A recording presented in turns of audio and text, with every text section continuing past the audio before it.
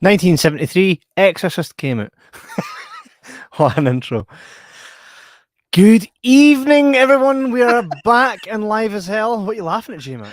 1973 Exorcist came out. Welcome. By the way, the comments are strong already tonight. We have Edster3. I tricked my parents into taking me to see the movie way back when.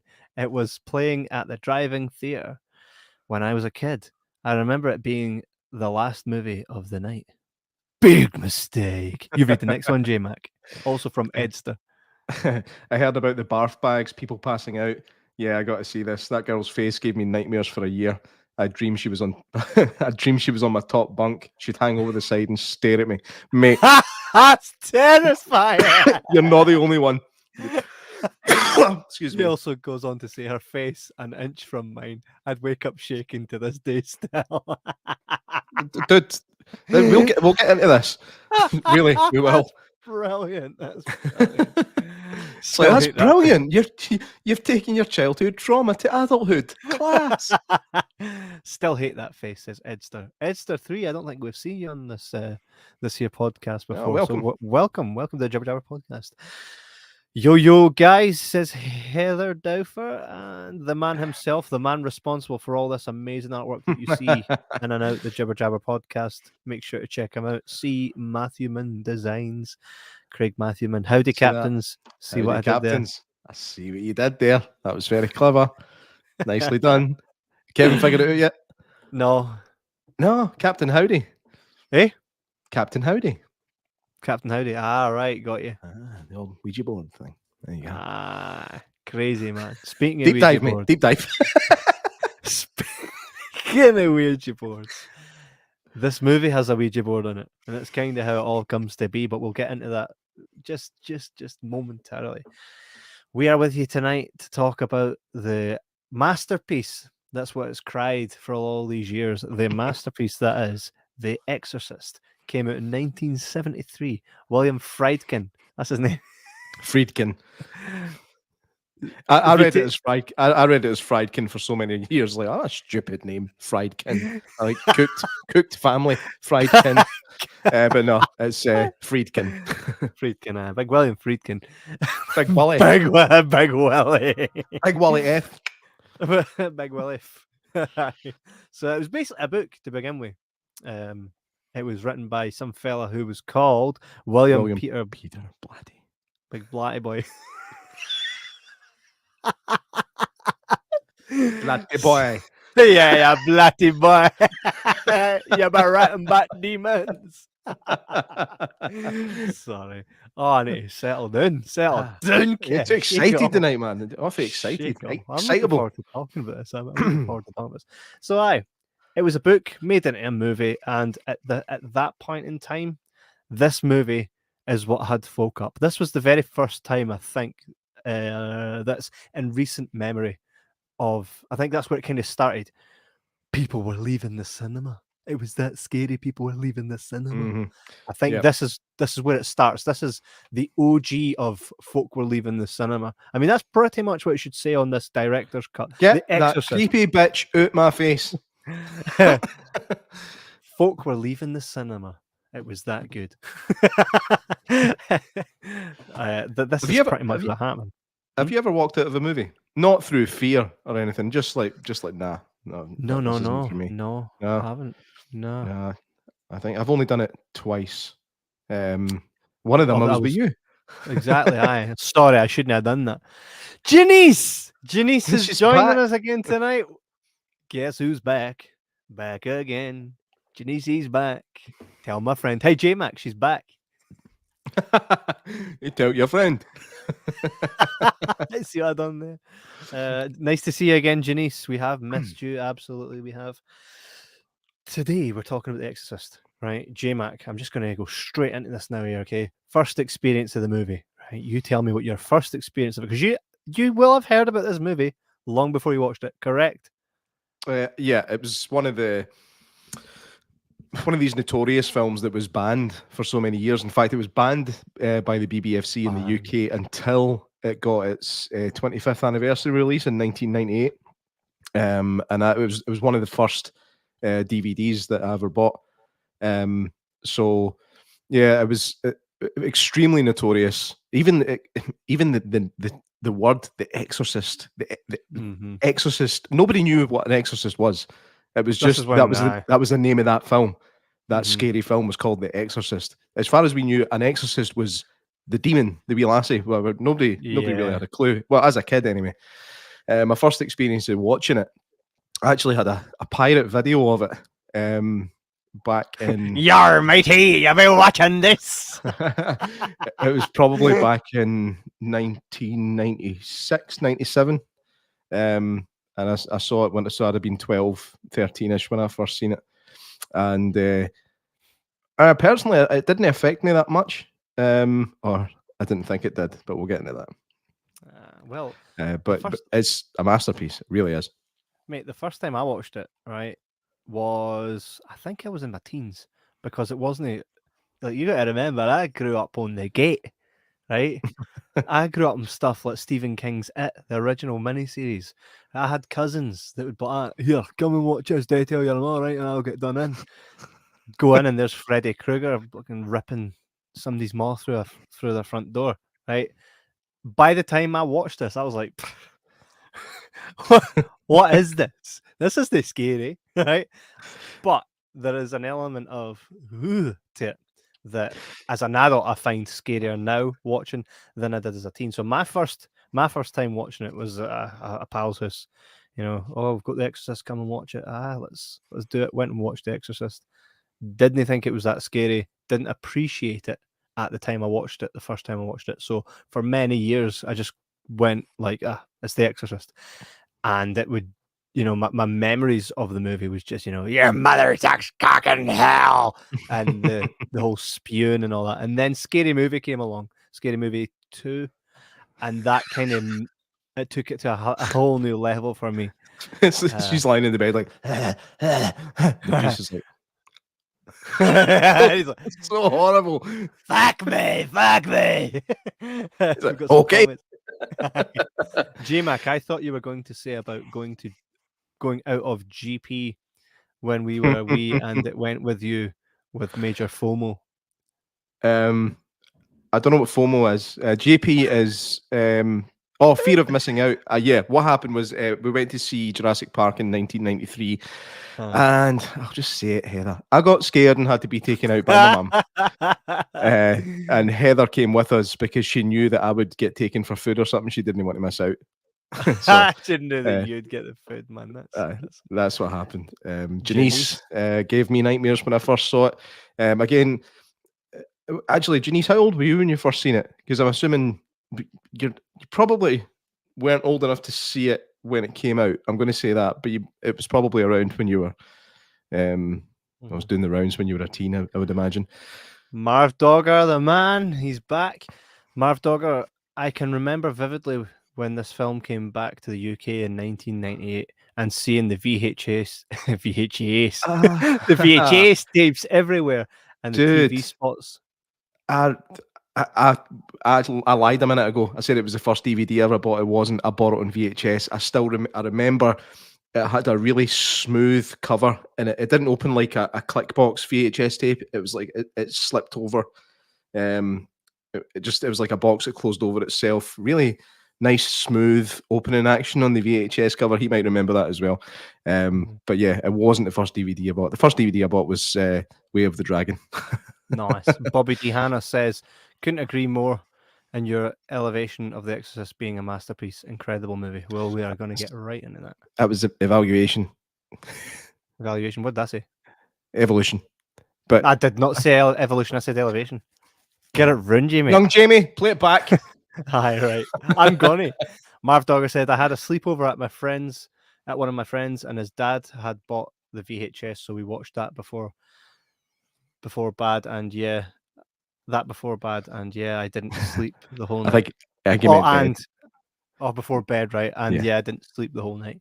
Oh, isn't autocorrect a bastard? I know. It gets me all the time, man. Janice says, I was born in 1970, so I was a teen when it came out. You were 3 when you came out. It probably came out actually. Correct again. It would have come out. It would have come out on home video when she was a teen, because that's when home video was smashing the market. But because remember, she's American, and they don't ban stuff over there like they do here, like guns. So yeah, I remember the VHS. Anyway, where were we? Matthew, when he says, went to see this when it got released in the cinema, when it got unbanned. Me and my mate went for a few too many beers beforehand and pissed ourselves laughing the whole way through, quoting Repossessed. Repossessed was Repossessed. It was a parody. It was a parody of The Exorcist that I've never seen. There was something in my mind. I remember seeing trailers for Repossessed when I was growing up, and I was like, I knew that it was a kind of piss take of The Exorcist, but I never had the urge to see it because I'd never seen The Exorcist. And also in my mind, it had Michael J. Fox in it. But I remember IMDb in it, and it's not Michael J. Fox, but it's like a Mandela effect for me. Like, I could swear Michael J. Fox was in the trailers. That's like me with Billy Crystal being in the Bean movie, Mr. Bean movie, and that's no Billy Crystal. No, it's Peter McNichol. But he's so like Billy Crystal, right? He's small and small. And I'm like having an argument with a woman one time, being like, Billy Crystal is in the Mr. Bean movie. Trust me. I was like, I bet all my guitars on it. She looked up and was like, see, he's no. I'm like, well, that ain't good. So I think with The Exorcist, what set it apart from, like you mentioned, like A Nightmare on Elm Street a minute ago, those kind of fun slasher movies. I wonder if Johnny Depp looks back on that and goes, "Oh, that would have been so much easier than dealing with this bitch." But yeah, you get fun horror movies, and then you get The Exorcist. It's not fun. It's not even entertaining. It's just I'll think of a descriptive word for it as we go along. Well, let's look at it. It kind of kicks off where they're in Afghanistan. Iraq, yeah. They're in Iraq. Americans made the same mistake.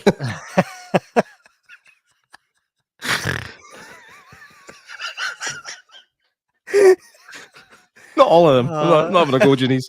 There was a rumor that George Bush only invaded Iraq because he couldn't spell Afghanistan. Anyway, so they're demonetized again. They're in Iraq digging, of course, because that's what you do. And they find Big Mad Pazuzu, or at least that's what I got from it, right? What? Pretty sure that's his full name. Well, he's Big half Mad Pazuzu. Mate, well, I'm going to be careful what I say here because I'm not wanting it all kicking off with me either. But then again, is it that easy? So he finds what looks to be a Pazuzu head in the ground. So he's digging away. Out comes the Pazuzu head. Breaks a wee bit off. Goes to kind of chill. All the folk are doing their thing. They're all drinking out of what looks to be a Pazuzu snout. Praying and all that stuff. And then that's it. It shows you him back home. Right? Now, what was he doing there? What was that? That was my throat. You sure? It was like, it just made this really weird noise.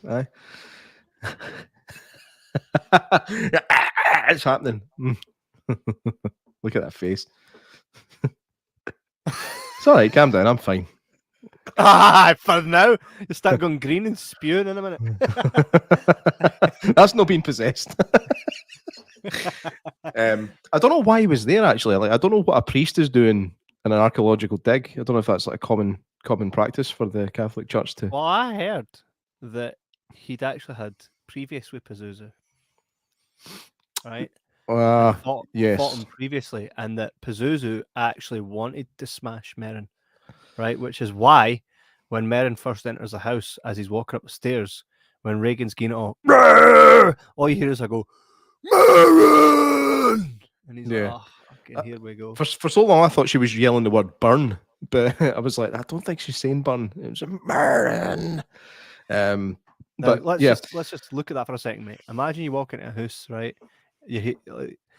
We David gives you a phone. He's like, right, look, go and come and unpossess my child, right? gear a wee exorcism. Go and unpossess my Wayne. So I didn't possess her. I just say that to a priest. Jeez. Anyways, so he comes into the house, right? Literally, and he goes up the stairs, and all you hear is this, J-Mac. You're like, nope. But actually, in No. scary movie, he kind of does that. Remember, he kind of walks in and sees her, and he's like, "Fuck this," which would be a genuine reaction to that situation. That's exactly what I'd have done. Mate, I'd be like, what? nah, yeah. Who are you going to call? No, me. What I didn't get, mate, is the fact that Regan's on the bed, right, getting flipped about, slash battered, and the bed's levitating. Drawers are opening and that, and they're like, aye, this is what happens. Aye, she just needs to speak to somebody, a psychiatrist. It's like, Aye, we'll get into that. But the whole scene in Iraq at the beginning, I think the more times I see it, the more unsettling that opening gets. And there's a bit where it's just an old woman and getting taken by on a horse and cart, and she just looks so burst. Evil. Like there's a look in her eye that's it's probably just some old woman that wasn't even meant to be in the film. She just happened to be on camera, but she's just got this look in her face that, like, old women in horror movies just scare me, man. I'm not keen on it. Like, as much as Drag Me to Hell is an absolute piece of trash, I will argue that with anybody. That old woman gypsy is a horrible, horrible image. I really like Drag Me to Hell. Thanks. Yeah, we'll argue with that one day. Well. So I think it's an interesting opening. Pazuzu is an ancient madman, like of a demon god thing. He's an ancient madman. He is mental. Like, I'm gonna read a wee bit here about Pazuzu, right? An ancient Mesopotamian religion, Pazuzu, and then it goes into some other stuff I cannot read, right? Was a personification of the west wind and held kingship over the Lilu wind demons. So he's the king of the demons, right? Not like David Bowie with his Bozzut, right? But and that was king of the goblins. You remind me of the priest. What priest? The priest with the nickels. Imagine we got the Exorcist, right? But we turned it into a labyrinth musical. I would scream, mate. I would scream. I saw Regan getting fucked up on the bed. How you fucked your mom in hell, you think? Everything I do for Pazuzu. Pazuzu. Oh, we need to calm down and focus. So as an atrophic entity, he was considered as both. I need to get glasses. That's all it is, baby. I can read these words. I just can't see them. As both the destructive and dangerous wind, but also a repellent to other. Oh, and it's made it all big when I clicked on it. So basically, it's a badging. Why do these things exist? Like, what purpose do they serve other than winding us up? Well, this is actually something I was going to touch upon. Like, this film, even watching it, I'm a 37-year-old guy and I'm pretty much unfazed by horror, but watching this film just for this, I had to take a break from it, right? I had to step away and come back and finish it off like a couple of days later. I've seen it so many times, but I think you look at things differently the older you get, and it was just hitting so many nerves. But I couldn't imagine actually being a devout Catholic or something who believes in all this shite, because how much believe it, mate, when you see that? How much more terrifying would it be if you actually believed in gods and demons? Like, well, get this, mate. We're what, 7 or so episodes into the Paranormal Patter, and none of them made us believe yet, right? No. So to see it, like, imagine you go into your room and imagine your missus, right, and her legs are all up behind her head and know the way that you want it to be, right? Right, and she's chewing on her own toenails, man, for the back end, right? And she's like, "Fuck me." I'd be like, nah, wait till you're done. Right? At that point, Spit your nails in the bin, hen. I didn't want nail crumbs in the bed. the thing is, I've just noticed, man. Sorry, it looks like Stretch Armstrong's kind of holding that, going, "Where are you wanting this, mate?" for anybody He's at gradually home slipping watching down. He's going to that fall. doesn't know what he's on about, there it is up in his top left. For anybody listening to this on Spotify, you're humped. He's like, "I know you're doing a podcast, buddy, but going to tell me where this is going?" Todd Surprise says, movie scared the piss out of me as a kid. I wish I'd watched it as Good. a kid. It was critters I had. Marv Dogger says, one of the most unsettling aspects of The Exorcist for me is the sound design. It's very unnerving, along with its use of abstract music. Yeah. I Mhm. was actually watching a lot with Big Billy Friedkin talking about the soundtrack to it and why he made certain decisions. But again, we'll probably get into that later on. So I actually seen I rented on Amazon Prime the Unseen edition, or I think it's called The Exorcist, the version you've never seen. It'll be But on there, like. I've seen it now, so I can't call it that anymore. But anyway, there wasn't that much different in it. For some reason, they decided to open with like a panning shot of Regan's house, and then I think it ended up on the stairs, the famous stairs, and then it went to Iraq. It was pointless. There was no need for it at all. And I think there was maybe a couple of shots that were slightly different, but don't waste your money watching the version you've never seen. If you've already got it on DVD or whatever, it's kind of pointless. For real. So we think this is really a big fight between Pazuzu and Merrin, right? Yeah. I think that, but what gets me is, so he bursts open the stone, right? Finds Pazuzu's head, gets on with his life. Then Regan finds a Ouija board that was just kicking about in her actress of a mother's house, nice house. And then what? Big Pazuzu's like, you'll do. Well, there's something, maybe one of the bigger fans that's watching this can answer this. Was that Chris McNeil's house, or was she renting it for just to live in while she was filming the movie that they're making? Because I'm actually not 100% sure on that.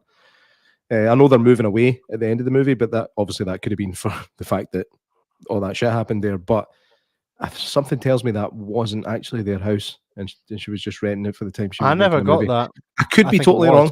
I could be totally wrong, because like Chris never knew it was there. She never knew the Ouija board was there. But she had recently split though from her husband. And of course, she ended up with all the money and got the nice big house. Husband's living in a tent. But she's an actress in her own right. Good one at that, apparently. You know.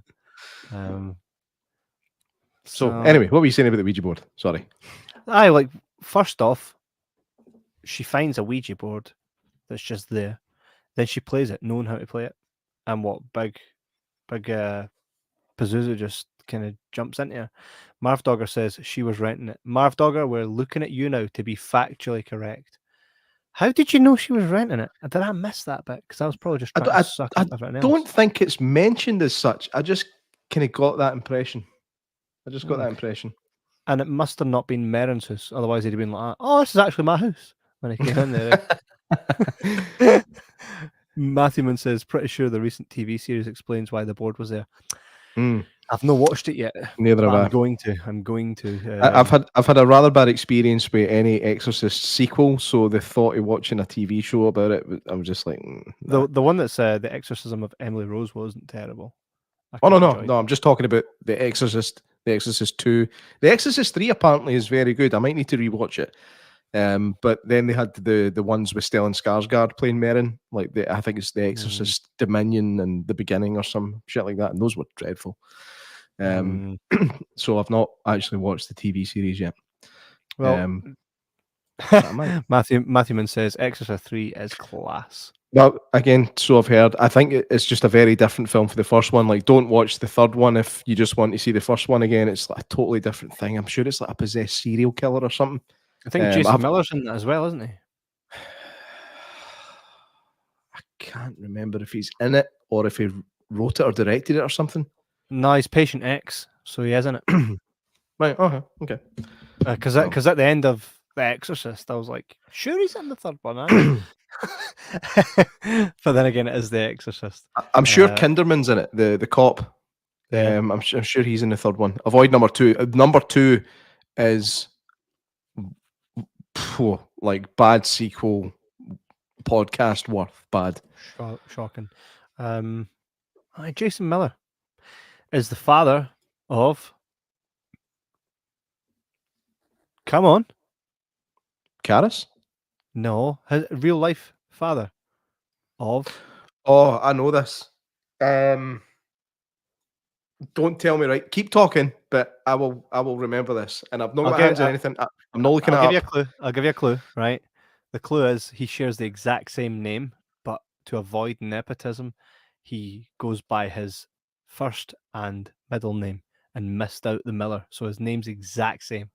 But Marv Dogger, I'm not bringing that comment up yet because J-Mac is. I know this. I know it's in this wasted brain somewhere. We've met him. Exorcist 3 is well worth checking out, says Marv Dogger. So I will continue. Jason Patrick. There we go. You're like, who have we met? Quick, who have we met? Jason Patrick is actually. I failed to see the resemblance, but this is all Pepe. Mad. So Regan does the old Ouija board. All's good, but then she's like, "Yo, I keep waking up. I'm a wee bit done in and all that." And then she starts getting it all apart. And her mum's like, you need to calm down. And, she's just affected because her dad's away and that. And the doctors are like, yeah, that's pretty much the deal. And then she's like, like, what was she like? You do your impression. Well, is this a bit in Shaun of the Dead where they're trying to walk through the crowd? It's like, show me your best zombie. Don't clip that.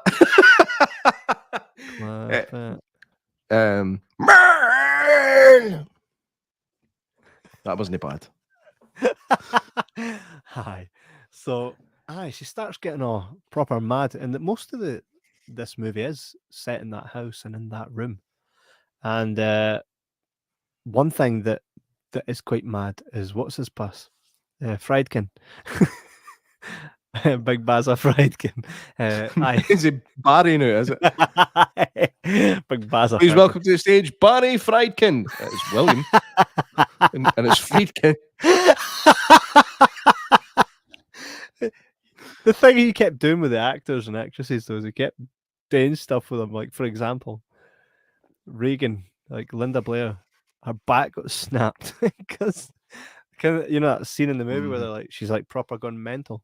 They had her strapped to a harness, and the harness came loose, and she was actually screaming like, this is fucking Sarah.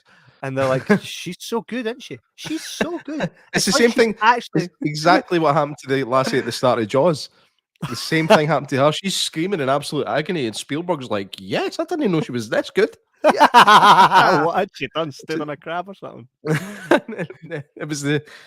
It was the same thing. She was in the harness getting thrashed about like the shark had her, and it was really, really badly hurting her. But so it happens to her. It happens to Ellen Burstyn as well later on in the movie. He was doing a lot of things to get the shots that he wanted. Jason Miller was like that. They fired off a gun to get him to like proper shit himself. And he was like, "Oh, I'm an actor. You didn't need to make me react. I react. I'm an actor." I think that like he had done the reaction a few times, and Friedkin was like, "Nah, he didn't get a big enough fright." Right. Apparently, he did it like a couple of feet away from him, and shotguns are loud, especially indoors. There's something to that, though, and I'll tell you why. When I was filming the Mark Sharp and the Bicycle Thieves music video for Sink or Swim, we had the guys running about the green screen, and I was like, you're going to have to pretend that there's a big tentacle coming towards you from an octopus, and you're going to have to react like it's trying to hit you, right? And they're running about and they're laughing, and they're like, and I'm like, I ain't ever seen anyone be afraid like that. So when they were doing it, I picked up a drumstick, one of the drummer's drumsticks, and as they came towards the camera, I went to throw it directly at their face, and they proper shat it. And that's what you see in the music video. So, all right. Let's call There is you something to that. Welly Friedkin. No, call me Fried Kev. Fried Kev. Chicken fried Kev. Chicken fried Kev. Don't even like chicken. Who doesn't like chicken? Mate, the doctors in this. I'll tell you what though, that like the whole thing about taking her through all the medical procedures and stuff like that is something that a lot of kind of lesser horror movies would brush over really quickly. I actually like the fact that they showed a fair bit of time with her going through different medical procedures and then showing you her brain scans to show that nothing's wrong. And even that stuff was quite like, oh, aye, like you could see your own kid lying there. And I think that's what changed for me with The Exorcist when you get older, is when you've got your own kids. I mean, I've got one on the way. You've got four. You can imagine any one of them lying taking those medical beatings. Basically, she was getting beaten. And she's going into all the big machines and stuff. But the thing is, like, she's sitting there getting all this blood work taken and all that kind of mad stuff, and she's telling them, "Yo, I'm being beasted here, right? You're going to have to get a hand with this." And the mother is the only one that sees it. And you, again, with the good acting as well, you're seeing that she's proper frustrated. Like, hey, wait a minute, I'm telling you, I seen a bed fucking throw my daughter about, right? And I got whipped. I got whipped and in real life smashed my head off the back of that thing. No, that's it was actually her back that got done in that scene. Was that her back? Was that her back?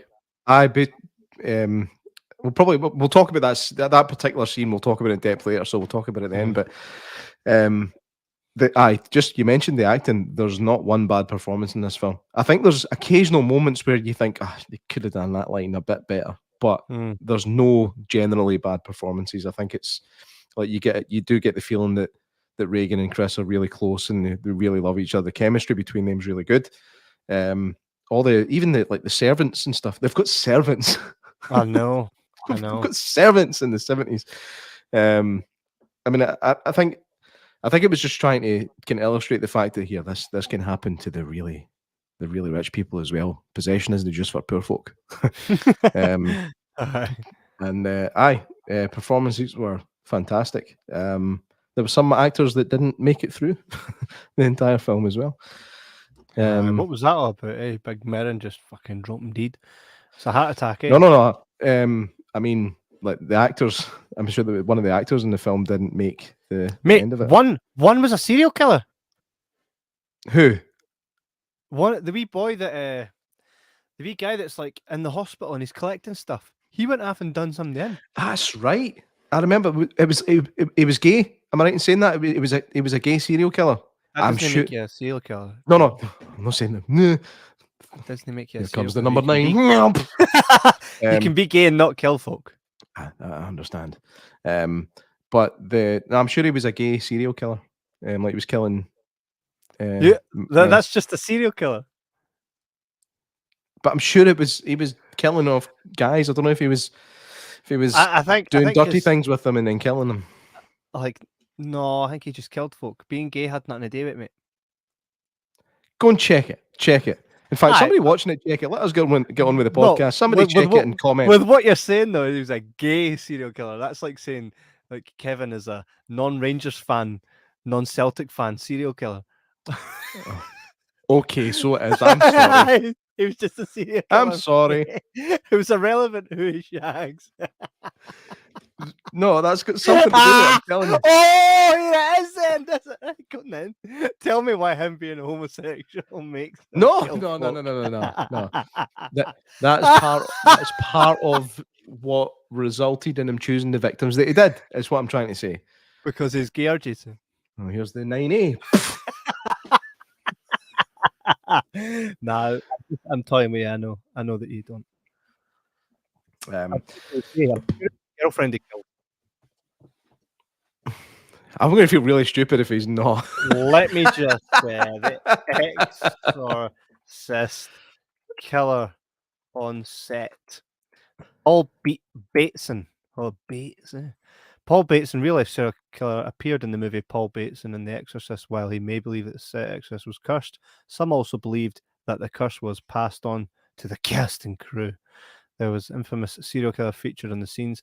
Let's just find out 10 frightening facts about Paul Bateson. Right, let's find it. Let's see what they say about Paul Bateson. Let's see about this. Right, so death. Oh, this is 10 facts. I don't want the 10 facts. Why the crew of The Exorcist believed the set was really not Paul Bateson, the real life killer, appeared in the movie. Here we go. Here's the good stuff. Right, there is we picture him. Let's just have a wee look. Looking for Reels and Fredrickson. No saying anything about him being gay, my friend. Fuck. Wait a minute. Was Paul Bateson gay? Forgot even with our mind. Paul Bateson, early life and career. So I think he was a cinema. Paul Bateson, murder of Addison Verrill. Sounds like a female. On September 14th, 1977, Addison Verrill, a reporter who covered the film industry for Variety, found dead in blah blah blah street. He had been beaten and stabbed. There were some signs of a struggle. However, nothing of value was taken. Police believed that the killer's motive had been robbery. He might be looking at cash, jewellery, since those could be taken quickly. Still says nothing about him being gay. Let's just have a wee look. Nah. Usually it would come up saying that. I'm not seeing anything. Oh, do you know what it was? He's What? got a moustache. Doesn't make him gay. Genuinely, man, he's got a moustache. It's a full beard. Yeah, he wasn't. In the movie, he's just got a moustache. And I don't know, man. This went way off course. He's no gay. Unless someone can tell me he's no gay, mate. You're wrong. That was a hate crime.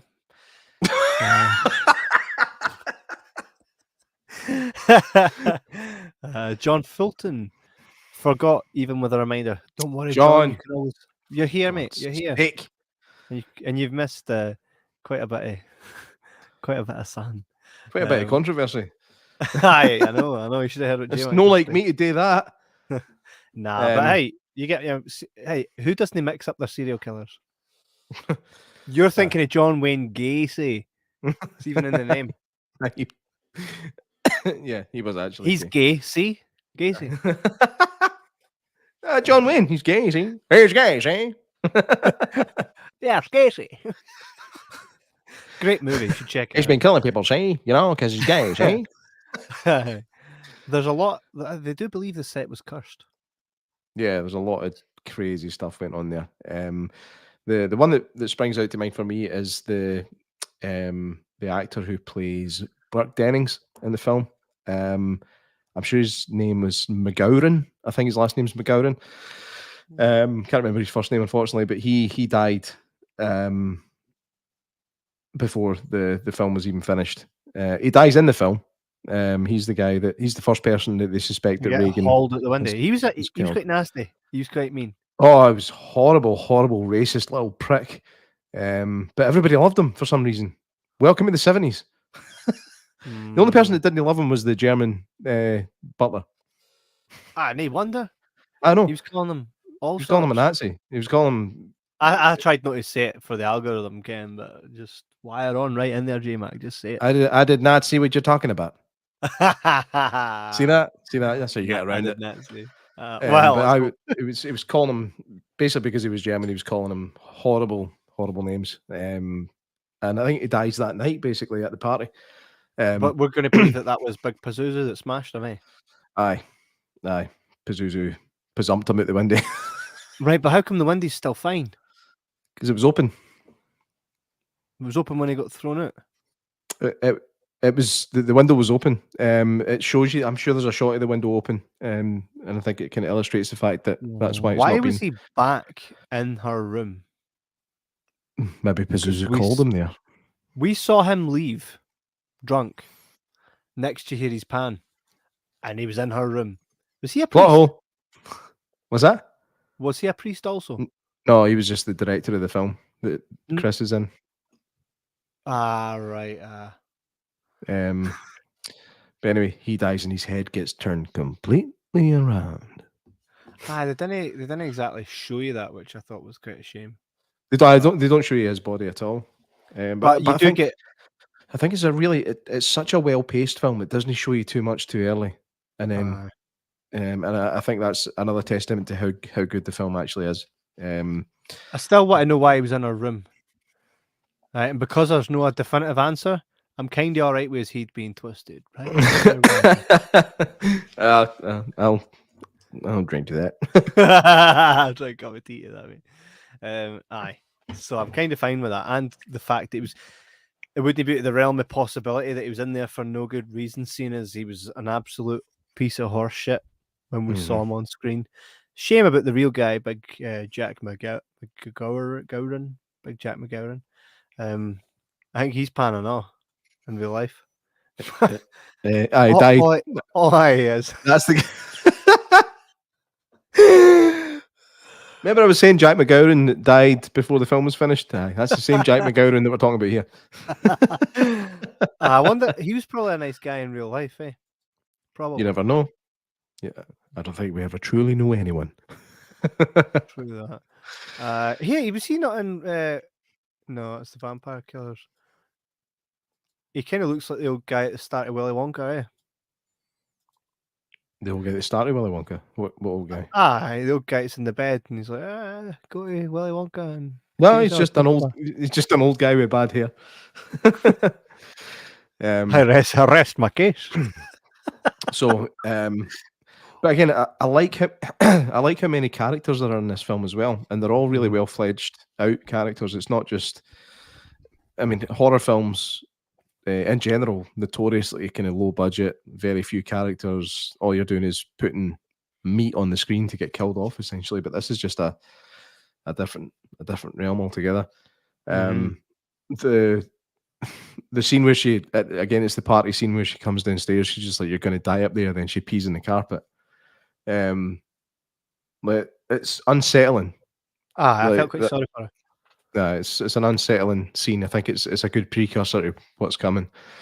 I think I remember the first time seeing it, just going, "She pissed the carpet," but again, you see it the second time, and you're like, "Oh no, here we go." Sort of kicking off now.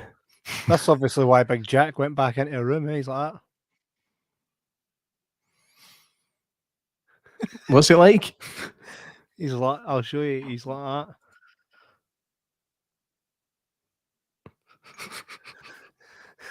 Nah, I didn't understand why he was in a room. Someone needs to answer that one for me.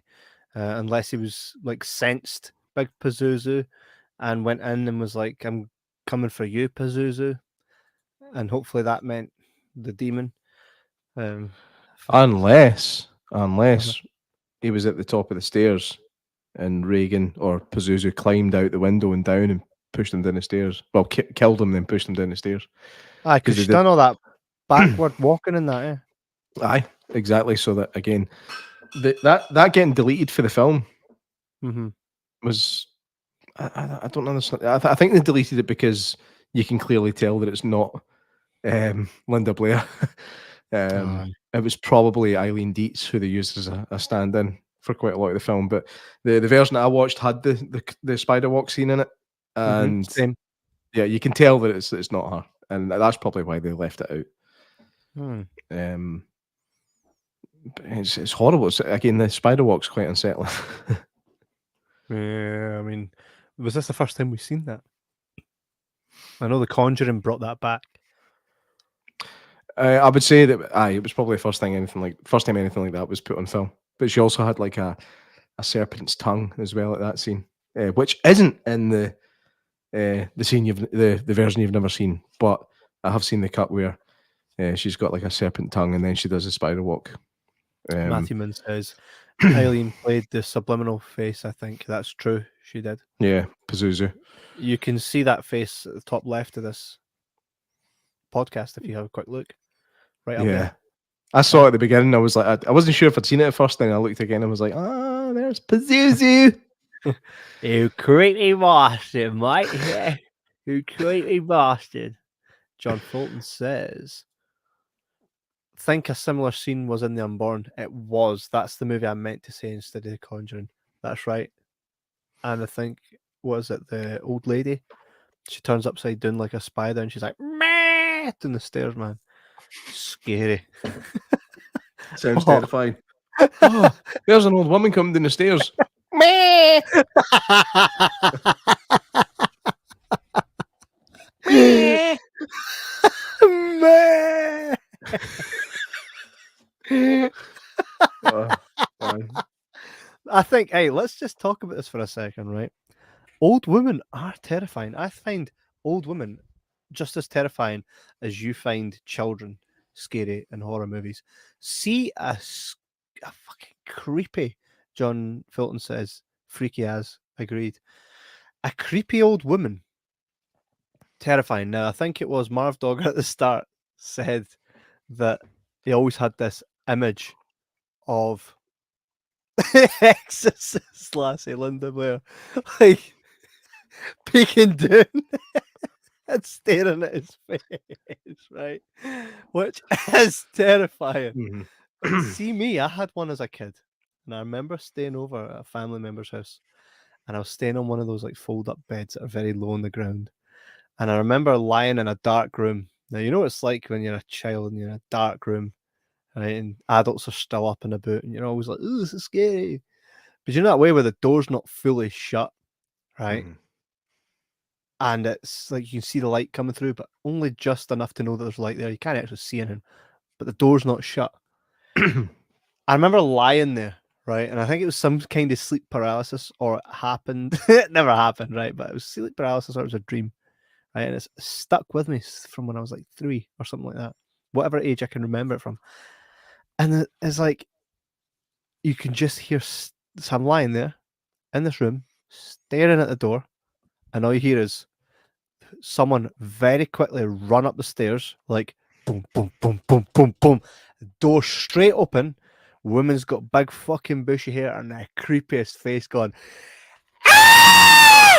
Right in my fucking face. Oh man, I was like, "Gah!" Nah, mate. Nah, that shit gets me. That Mhm. shit gets me. That sounds like you experienced the hag. Oh my god! Did I You've had it. experience the hag? You've had the Is that the hag. hag? That's Yep, no the hag. Does she that's get the that? hag. My mum's had the hag as well. She told me about it. She had it when she was a kid. The way she described it was she was just hanging over her bed, and my mum kind of put her covers over her face. Um, but it was old women, the nails, the hair, the hag. No, mate. I had that when I was a kid then. Yeah. Fucking old Anybody hag. else had sleep paralysis? It's fucking terrifying. Anybody that's got any experience of that, leave it in the comments section. Absolutely. Matthewman says, speaking of old women, X was phenomenal. Well, oh yeah, I watched X. Did I Yeah, say to him that I hadn't seen it? actually, I watched it with my mate Dave round the corner. Watched it with Dave last night, and I will never watch that film again.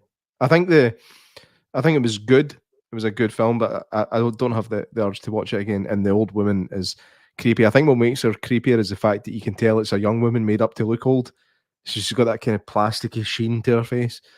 Uh, But not a not a pleasant film. for me, that movie was just this. I could have smashed that old woman. There's no way she was killing me. Nah. No way these old fogies are killing everybody. No. Just no. Aye, It's not going to happen. I would see it coming.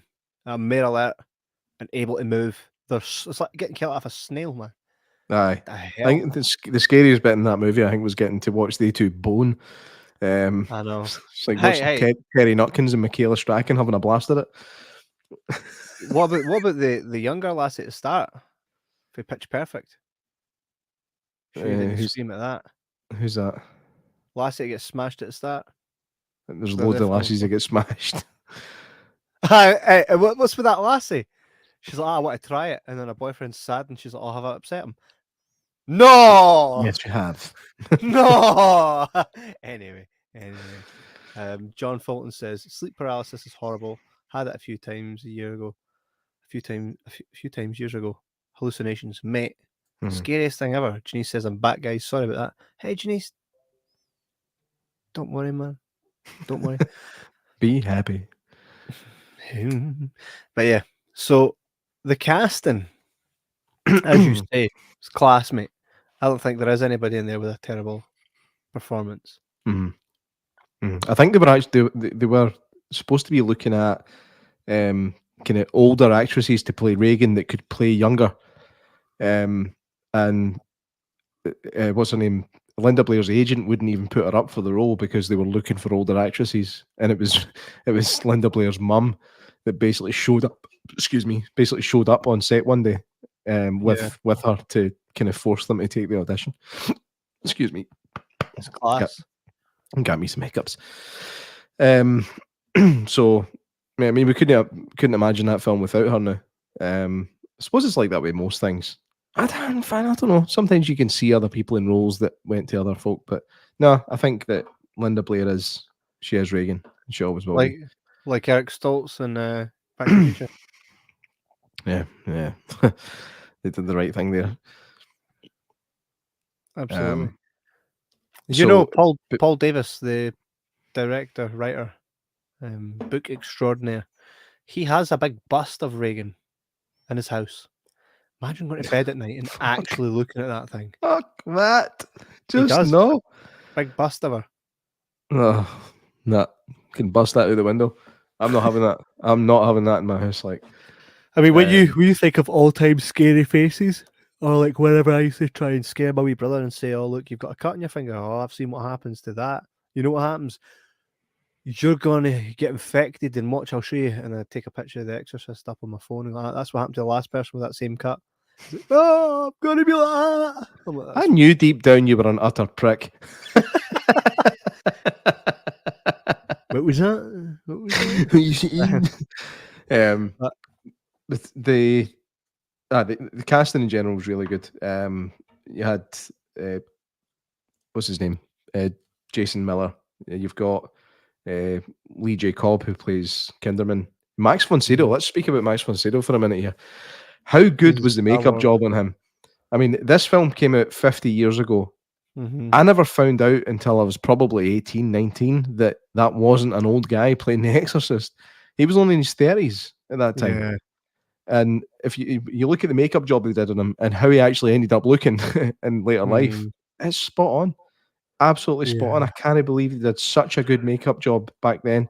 They could have easily just chosen an older actor to play the role. Aye. But I don't know if there was maybe plans to make sequels with Max von Sydow as Merrin as a younger man. I think that might have been there somewhere. I'm not sure. I could just be talking absolute balls. He's been in Um, great movies. He's even in Star Wars also. Emperor Ming, mate. It's Emperor Ming. I'm thinking for what do you call him? Flash. Big Flash Big, Gordon. he's in Shutter Island, Robin Hood, Elder Scrolls, like Skyrim. He's one of the guys. He's in Game of Thrones. He's very well. Like he's a guy that's worked in the industry that he wants to work in. You know. Yeah, yeah. Rest in peace, old man. I think he died within the last couple of years. Did Um, he? he's gone. Oh, oh, he did. He died on March the 8th, 2020, There you go. aged 90. Mm-hmm. Shame. Shame. No. Shame. Well, Shame. I wouldn't say it was that kind of shame. Let a guy rest, man. Let a guy rest. Yeah, yeah. Very good actor. What was that? Just take a moment for him. Just he was a class guy, and that's him had his moment. So aye. I was totally waiting for folk to fill up the funeral hall. Matthew says he'll always be Ming to me. I read that as Minge. He'll always be Minge to me. Aye, that's good old Max von Sydow. It's a shame. I mean, how many people are still left? Linda Blair, who, by the way, when you look at her now, she still looks like Reagan, of course, because that's who she is. But Aye, she, she's a good looking older woman. oh, aye, Um, she's got the Caroline Monroe thing going for her. but And but but but she's vegan. No, she's Regan. She's actually in it. Regan. She's actually death to Minge, says Matthew. Hey, if that's your plans for the night, mate, we didn't need to hear about that. Linda F to Blair's actually, Minge. Linda Blair's in Repossessed Aye, with Leslie Nielsen. she reprises her role basically as Regan. That's But class. she's obviously, I think she must be in her 20s by that time. I think it came out in Yeah. the late 80s, maybe 1990. Let's take a minute and just appreciate how terrifying she looked. No, I don't want to look, man. No, I mean, I've not got a screen. In fact, I'm going to actually bring it up, right? She actually looks terrifying, mate. Absolutely terrifying. Look at this, right? Look at that. Oh no, that's not a Look. badging. Oh, how did I get it bigger? Oh well. Mate, that is terrifying. Look at that face. Looks like she's for Shettleston.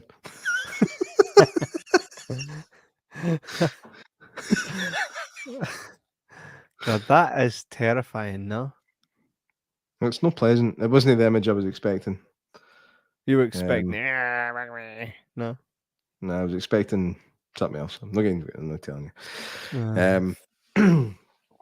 So she goes for the medical experiments. It turns out that she's physically fine, her brain's fine. And they're like, hard to say what's really going on here. But then it was actually, I'm pretty sure it's the doctor that suggests the priest to her. mhm. He suggests the exorcism. Yeah. Which I mean, you could never imagine a doctor doing that now. You know what? Do you know what? And the thing about it is, when I was watching him, the way that guy acted, it was almost like he was trying to be sincere, but you could tell he was like, like this is stupid. But he done it to a sense where, like, if she was to complain about him being sarcastic, there's no enough there to go on it, but you could see it in him. Yeah, I thought he done that really well.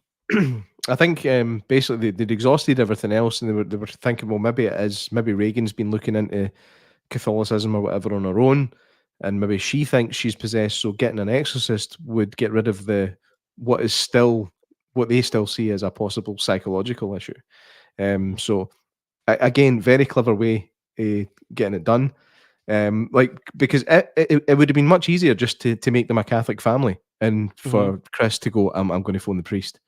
But no, she had to be convinced to phone a priest. And it's wee details like that that make the film a step above your standard horror fare. Yeah. So yeah, I'm not gonna. You can't flaw it. You cannot flaw it for that. Yeah. Janice says, and that picture was on a good day, laughing my ass off. Aye. John Fulton says, imagine going home with Linda Blair and waking up hungover next to her in the morning. Ha! Fuck me! Fuck me! There is actually a film about that. It's called The Exorcist. Check that one out. Is it? Is it? I don't know. I guarantee you there is. I guarantee you there's a porn parody of The Exorcist. Guaranteed. Exorcist. Aye, man. That's class. Who's the old guy as well? And he's like that. Oh, my daughter's a big fan. Says it to Regan's mum, and then he's like, it's for me. He kind of fancies her a bit, eh? Oh, of course. That's the cop, Kinderman. He's a great character as well. Really good character. He does seem to constantly be trying to go out with guys. Ah. Do you like films? You want to come to the cinema with me? Like, no, I've seen that. Oh, another time then. But I like the relationship that he kind of built with Father Karras as well. Actually, I need to speak about the stuff with Karras and his mum. Like, I was just going to bring it up. The dream sequence where his mum She's going into the terrifying. subway is horrid, man. But what I love about it is like you see him screaming out to her, but there's no sound. That's what it's like when you're in a dream. You can't scream out and shout on people. You can't scream out for help.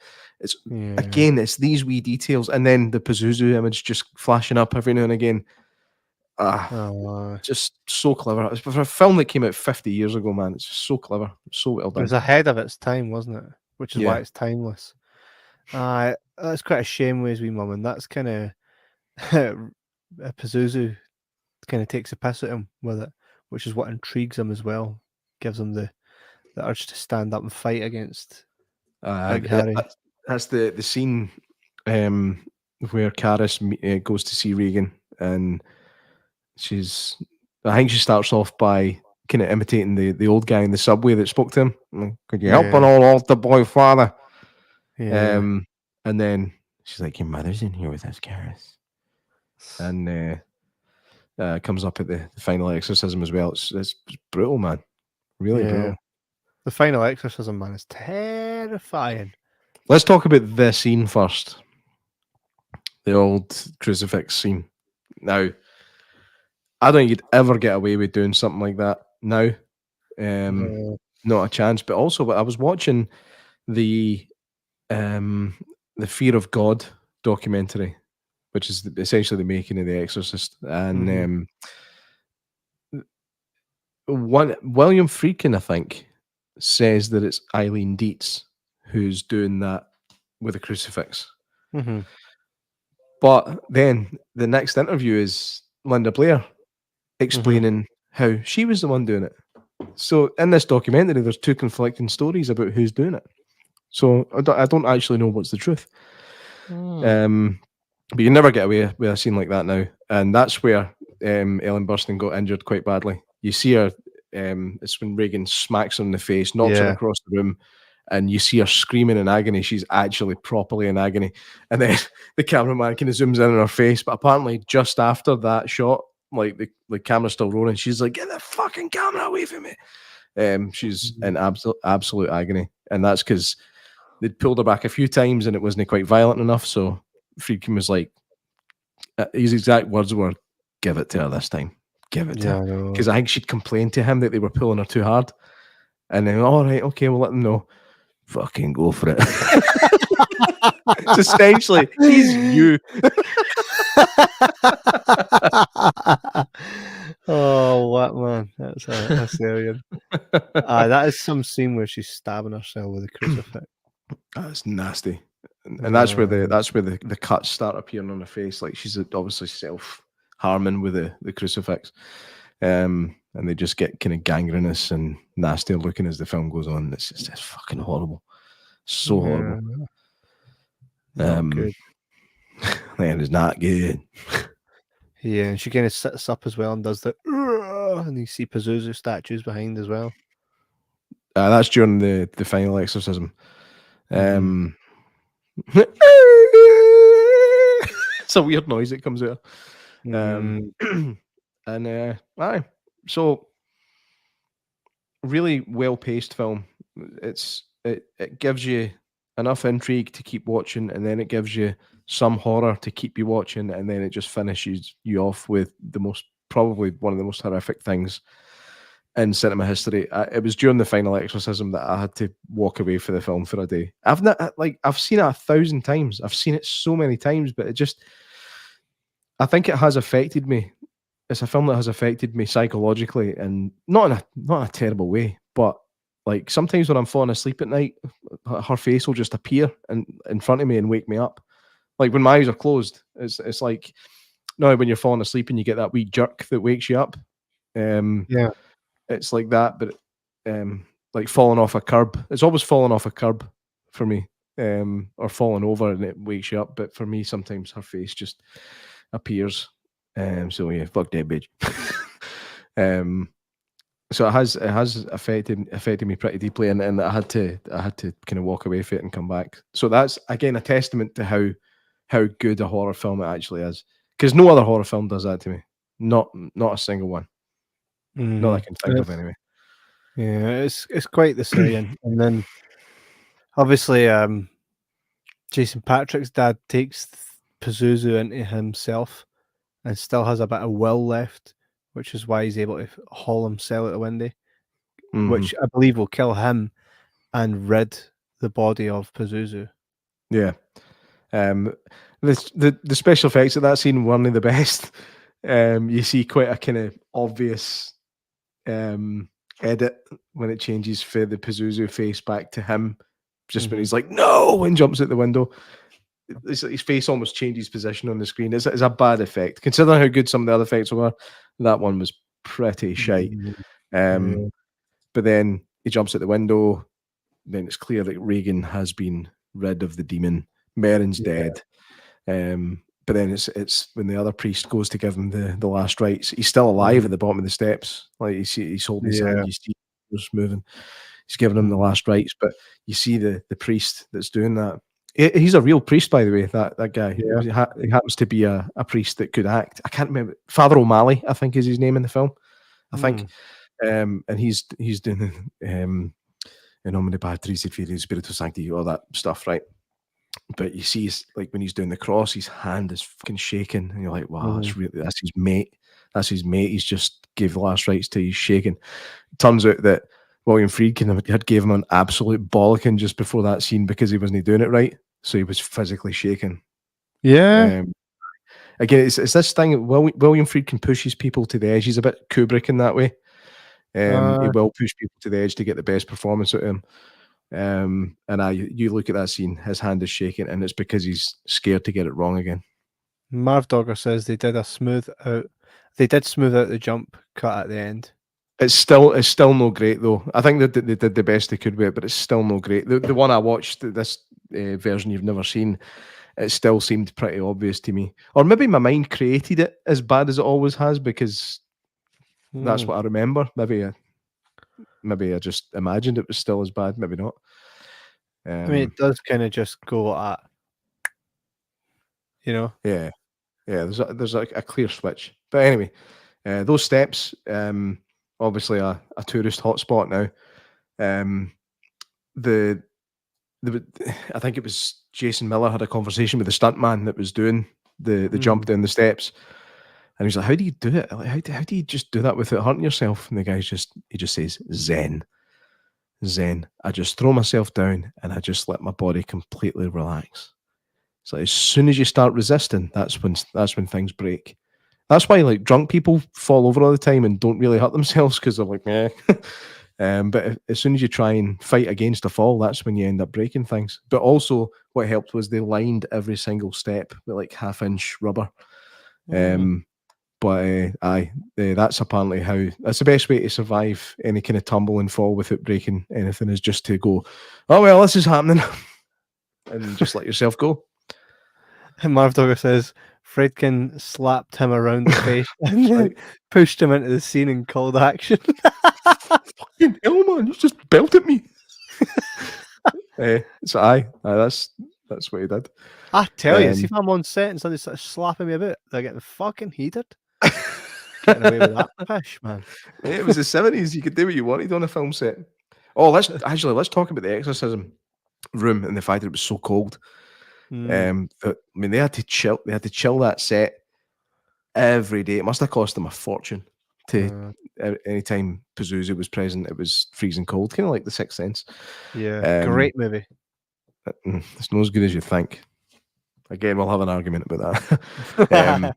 But the amount of money it costs to do that, and like they're all, it shows you like pictures of them on set, like Friedkin and all the other crew are sitting there in these big puffer jackets with their hoods up and that. There's wee Regan in the bed with a nightie on, like, fucking hell, man. So apparently it wasn't the most pleasant environments, and that took them 60 days to film that. Wow. And well, here's the thing, we know what it's like to be on set for a long time and have so little filmed. So 60 days actually makes a lot of sense now, right, J-Mac? It does, aye. But it's that scene as well where Jason Patrick's dad gets thrown out the window and he's at the bottom of the stairs. There's nothing but blood there. You're like, he's not surviving. No way all that blood. No, he's gone. Clearly he's an exorcist. Oh my. Yeah, I mean, it's one of those things, man. It's a mad one. It's a mad one. So your recent reviewing of this movie, did you enjoy it? Were you glad you done it? No. Wow. Well, I was. I'm glad I done it. I introduced my wife to it. She's like, "This isn't scary." She's like, "What is this?" But then again, she's no really into movies for the same reason as what we are. Yeah. And she's seen it far too late. She's been desensitized to what horror is now. She's got an expectation, and that doesn't fulfill it. Every deep dive we do now, I've been getting the Blu-rays, and I'm actually loving it. You're gonna have a big collection, man. I already do, but I'm just like, if I'm going to watch it, I'd like to get the full surround in that.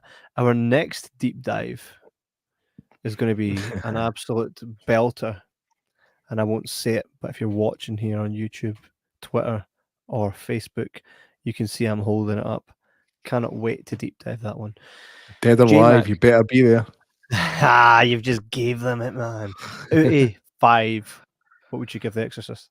Well, like I said, I'm not particularly chuffed to have watched it again recently. I didn't enjoy it, but 5 out of 5. I second that. Memorable scene for you? The scene with Karis and her, with their first kind of meeting, with the holy water and the drawer coming out, and that I find that scene really, really pretty unsettling, and well acted. Aye.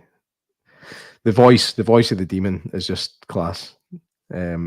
I think they had tried to mess about with Regan's voice, with Linda Blair's voice, just mechanically to get it to sound demonic, and it wouldn't work. So they pulled in this actress, Mercedes McCambridge, who she was an alcoholic, and they actually ended up, like, she'd been off booze for ages, but they actually ended up getting her to drink whiskey and chain smoke and all this to get her voice. Like, she already had a really distinctive voice, but they got her to do that again. In fact, no, she requested it. She requested to do that because she knew what it did to her voice, and it just made it extra creepy because I think it doesn't sound like a man, it doesn't sound like a woman, it sounds right in between. And that scene just works really, really well. Yeah, that was a memorable scene for me. For me, it's the subway one where you kind of hear him. And you can actually just see that it's like he's lost his mother, and that scene gives you that without really having to say anything. Janice gives it a 5, solid 5. The head turning backwards. How did Regan survive that? I'm not sure. Like, that's I did question that myself. Like, I was like, right the way around. It's like, even if she'd come around, like, turned back into Regan and went, "Oh, yeah, bastard," like, just some kind of acknowledgement that her head had been twisted round. But nah, nothing. Memorable quote. You go first. Your mother sucks cock in hell.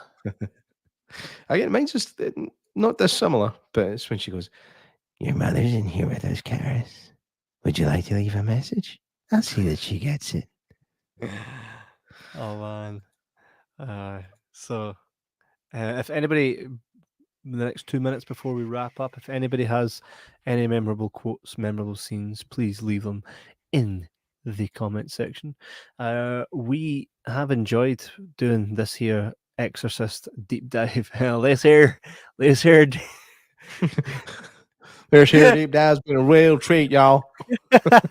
Matthewman says it's a 3 for me. I'm more a Chappie monster movie guy. Still enjoyed this one though, absolutely.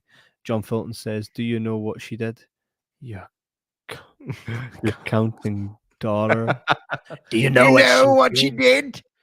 Your counting daughter. Crappy, not Chappie. I kind of thought that's what you meant. I love these Chappie monster movies. And they're just like that the whole way through it.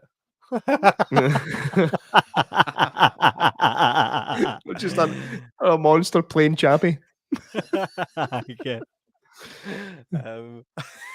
Yeah, it's been fun, and I love doing these deep Don't dives. talk shite. It's not been fun. It has been fun. The podcast has been fun. Sorry, the film was not. It has been fun. The podcast and even rewatching it. It's been good for me. It's been giving me a reason to watch some older stuff when I really should more than I do. but I always look for that next thing. Craig Matthewman, Topman. He's a top man doing the artwork for this show, and just phenomenal work as always. So make sure to check him out on Facebook, Twitter, and all that jazz. Speaking of top man, One I'm going to second. see. Eh? We'll get to your Top Gun in a sec. Marv Dogger says 5 for the film. Still has power to it. That few films can equal or even can't equal. Totally agree, mate. No, a few films can. I think there's probably other films that can, but okay. there's very few, very few. Aye, absolutely. Top Gun, yeah. Yeah, got to see Top Gun at 2 o'clock on Wednesday. Is that right? 2 o'clock on Wednesday? Yeah. At the old Bathgate Cinema. Get yourself along, get your tickets at bathgatecinema.co.uk or phone their phone number. They've got a landline now as well, which is cool. Getting a new phone for that. It broke. It broke. Getting a new one. Get yourself along to Bathgate Cinema. Top Gun, 2 o'clock Wednesday. I'm assuming there's other showings that day and throughout the rest of the week. But that's when I'm going. So I might see you there. We'll need to do a decent wee Top Gun episode to give praise to the new one. Sorry, I'm just trying to disguise the fact I'm yawning, mate. Mate, I would never have fucking guessed. Yeah, you covered it so well. My days are long. This is how you cover a yawn, right? This is my normal yawn cover. I go like this. You can't go. You can't go. Oh, come on. usually I just go, yeah. You cover a yawn. You cover a yawn as about as well as you covered your laugh when I farted on the John Edmonds episode. Yep, that is it. Hey, God rest John Edmonds. Rest in peace. Yeah, nice guy. Yes, totally batshit, but nice guy. Well, he's dead now. Looking forward to the next deep dive and the next paranormal patter and the next Jibber Jabber podcast episode. Guys, thank you very much for joining us tonight. Thank you for joining us every night that you guys do. You guys make this so worth doing. You can also check us out now on Twitter. We're live on Twitter, Facebook, and YouTube. Go ahead and follow us everywhere. There's more really exciting stuff coming up. Really cool stuff. Chances for you guys that are Scottish based to come along and meet us at some live shows, but there'll be more on that very, very soon. Thanks again for sticking with us, guys, and we'll always give you reasons to come back, and the more we can give to you, the absolute better we feel about it. So like, subscribe, leave reviews, all that cool stuff. Janice, you're an absolute doll. Ginny. I think the point is to make us despair. That's a good line. Yeah, absolutely. I'm like, Janice. I'm only joking, Janice. Right, guys, thank you very much, and we'll see you guys next week. J-Mac, anything to say? No, thanks for being here, and continue to be here, and so will we. Take it easy, guys. See you next week. Bye.